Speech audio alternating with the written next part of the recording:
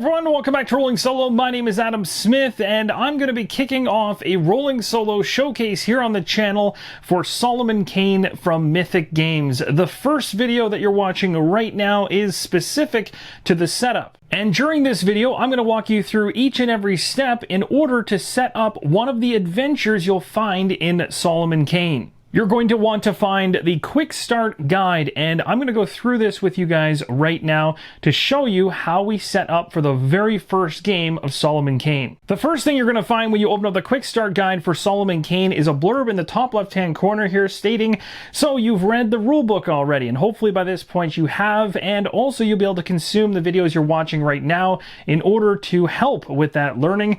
And what they want you to do is essentially have an understanding of the main rules, as well as keeping the rule book nearby and the index and reference sections handy, as you might be looking towards some keywords while you go through gameplay. The next big decision that you have to make is selecting an adventure to go on in the Solomon Kane universe, and the quick start guide is going to break it down into 3 adventures as the ones they recommend you should choose from. Now, I recommend that you actually play through all 3 of these to get a great understanding of what's to come in other adventures down the line. They all focus on different things, and I'll go through each of them at a really high level, just like the snippet in the booklet you can see on screen. The first one here is Rattle of Bones, and it states that it's going to offer you interesting sets of tests without introducing a whole bunch of sets of rules on top of it, or too many layers essentially, and it ends up being the best stepping stone into Solomon Kane. And after playing through this off camera, I definitely recommend this, and that is why this one is going to be the selection for the upcoming playthrough series and what we'll set up in this video, as I want to get everybody in on the ground floor of understanding how to play Solomon Kane, and from there you'll be able to pick it up on your own and add the additional layers. The other scenario or adventure here is the Right Hand of Doom. This one's great because it's short and detailed, and it's an ideal choice for around a 2-hour session. It'll introduce you to branching paths and give you ample insight into what's to come down the line, and you can definitely expect some surprises in Solomon Kane's adventures, and that one is certainly going to add some in for you. And then Skulls in the Stars. This one is going to be a 2-act adventure. It's a bit bigger, it's a bit longer, it's going to have one of the most intense battles in the entire game inside of it. So if you're looking for something a little bit meatier, that's going to be your choice. So now that we've gone ahead and picked an adventure to go on, we grab the corresponding storybook with the exact same name, Rattle of Bones.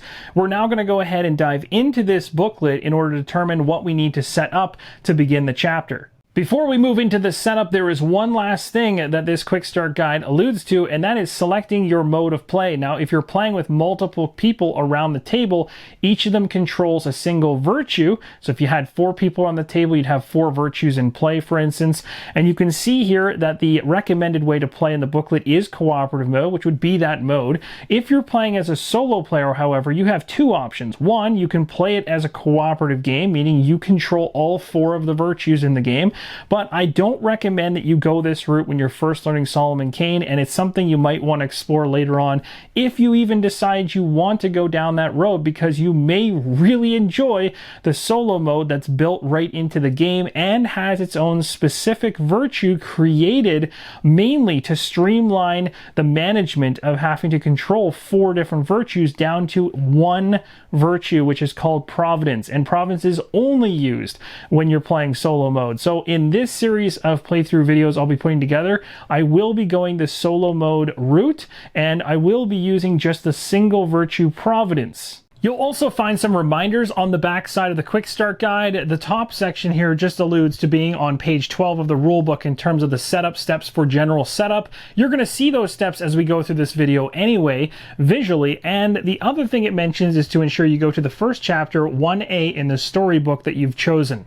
I've gone ahead and opened up our first adventure, Rattle of Bones, and it states right inside the storybook that when you're using this storybook, there's 2 types of chapters you need to be aware of, and that's story and scene. And this is really important to understand these definitions to get your head around what you need to set up for the first chapter of your game. And now I've already looked ahead at chapter 1A, and I know based on the banner inside of that page that it does state story. So we know we're not going to need miniatures and tiles and all that stuff to be set up first.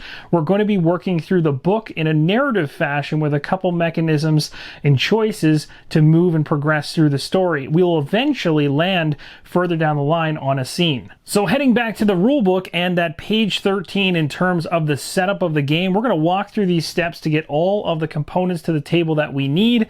Then we're going to move back to that story booklet to determine the miniatures and tiles that will come out in play as we go through that story. Now you'll see as an example inside of the rulebook, it's got one of these scenarios already set up, but this is not the scenario we're currently setting up. So we're going to be just following through the steps to get all the components to the table. I'm going to walk you through each and every one of them. And again, remember, this is going to be specific to using the solo mode. The first step of the general setup is already complete because we've chosen our adventure, found the storybook, and placed it in the middle of the table. We'll also be heading to Chapter 1A when we get through the general setup, and that will instruct us as to what additional components are going to be needed for this adventure. The next step is to choose a virtue, and in this case, because I'm playing with the solo mode, the only virtue to choose from is Providence. And as I mentioned earlier in the video, Providence is a streamlined and merged version of the 4 other virtues that you would use if playing in a co-op fashion. You'll also want to find the 8 virtue cards that match the name of the virtue you're controlling, so in this case, Providence, as well as the miniature, which will be placed on the dashboard covering the aura text. Next, take the 8 virtue cards and you're going to shuffle them up, and then you can flip them into 2 separate categories of 4 cards each, as you need to now make a decision as to which 4 you'd like to be your starting hand. Now, strategy will come into play with this the more you play Solomon Kane, and you obviously don't have a full understanding of what's coming at you in the upcoming chapter, but there still are choices to be made here based on the strategy of what effects and what benefits you could potentially gain by actually completing these actions with dice. So for me, in this playthrough, I'm going to choose to take the 4 on the left-hand side: Dignity, Courtesy, Elegance, and Finesse. The set of 4 cards that I didn't choose end up going face down, they're shuffled, and they create the deck for Providence. From the set of 4 cards that I chose to have in my hand, I've chosen to slot Courtesy into the right-hand slot and Finesse in the left-hand slot. The 2 cards remaining in my hand become my hand for the upcoming round. Next, you're going to want to find darkness cards and event cards. Take both of those decks, shuffle them independently, and place them within easy reach. However, it is definitely important to note when you first go through the components of Solomon Kane, you are going to have more darkness cards than what you're seeing here on the table. And that's because they have similar backs but can be made up of 2 different types of darkness cards. One is the regular version of the darkness cards, which when revealed on the opposite side have a purple back. These are considered the normal darkness cards, and when you're setting up your story for the first time, you'll just use those normal ones. Later, when you become more familiar with Solomon Kane, you can then start introducing on a 1-for-1 basis nightmare version darkness cards into this deck, which will obviously start ramping up the difficulty on you, and there's more details around how that works on page 11 of the rulebook. So, to sum things up, I've gone ahead and set up my darkness deck with only the ones with the purple background on the revealed side of the card to ensure that the regular darkness cards, I don't want to increase the difficulty level to nightmare levels on a 1-for-1 basis in terms of removing a purple card and putting a black bordered one in at this point. But it is worth mentioning on top of that, there will be certain chapters you run into during your play of Solomon Kane that may require you to add nightmare cards into the deck even when you don't want to see them. Next, go ahead and gather all the dice you have for Solomon Kane and keep them in a pool just off to the side of where all the main action is. With the dice organized, we're now going to talk about the different tokens in Solomon Kane. You can see that I've got them in a number of different game trays here. We've got corruption tokens right here along with the threshold tokens beside them. We have light tokens here and exploration tokens here. For the back tray, we have the purity tokens, we have the century tokens, and these are the objective and symbol tokens. The final tray has progress tokens and wound tokens. These plastic tokens are specific to Kickstarter backers. There'll also be, of course, the cardboard versions of these inside the box. This is a compass. We have the turn order tokens, and we have spawn tokens labeled XYZ. Now, for the purposes of playing solo, you don't need the turn order tokens whatsoever. So all 4 of these are going to go back to the game box. The compass is useful, and you're going to need these spawns as you move through the different scenes. You'll also want to find this handy player aid, which is double-sided and will walk you through a virtue turn, the darkness turn on one side, and on the opposite side, speak to the tests and keywords you should be aware of. Now that we have all the general items set up, we can dive into the particular adventure we've chosen. So Rattle of Bones, we're going to flip to chapter 1A, and it's going to tell us more about what additional items we need to set up and what they should be set up as. It mentions right here, miniatures and tiles. You will need the following components for this storybook. So we're going to go ahead and grab all the components we haven't already picked up. We already have the compass. We just need the tiles and the rest of the miniatures.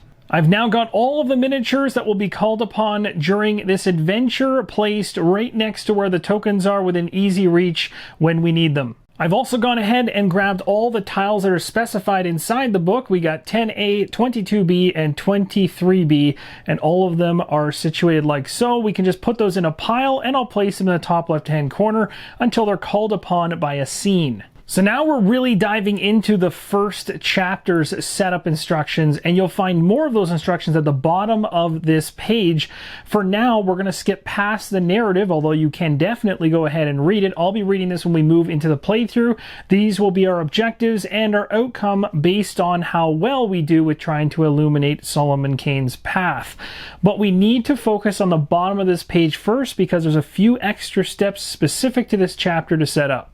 At the bottom of chapter 1A, we have a few things to set up. The darkness cards are first. We need to draw 2 of them off the darkness deck, and we'll just place them right next to the booklet here. Again, as you noticed in the rules, darkness cards are like a timer, and they also have effects on the opposite side that will be revealed and inflicted on us. So they're nasty, but you also need a bunch of them to ensure that the chapter doesn't run out in terms of time too quickly. Next up are the discovery cards, and this chapter calls for D200. The first thing you need to do, though, is make sure you have all the discovery cards that line up with the adventure you're on. So Rattle of Bones down there in the bottom.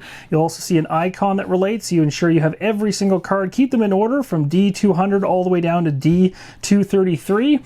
And simply go ahead and take D200 as it calls for right here, and we'll just place it to the side of the booklet. We're not going to reveal it right now, as we'll do that when we move into the playthrough. But basically, you read the narrative up top, and then you start moving through the discovery card.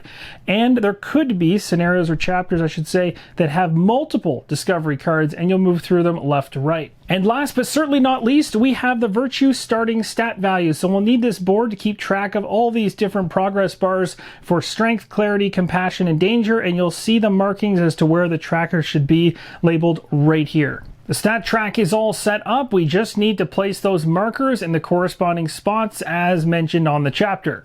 Strength has been set at 7, clarity at 5, compassion at 8, and danger at 3. We're at the tail end of setup now. We're almost ready to dive in. There's a couple extra components I want to talk about.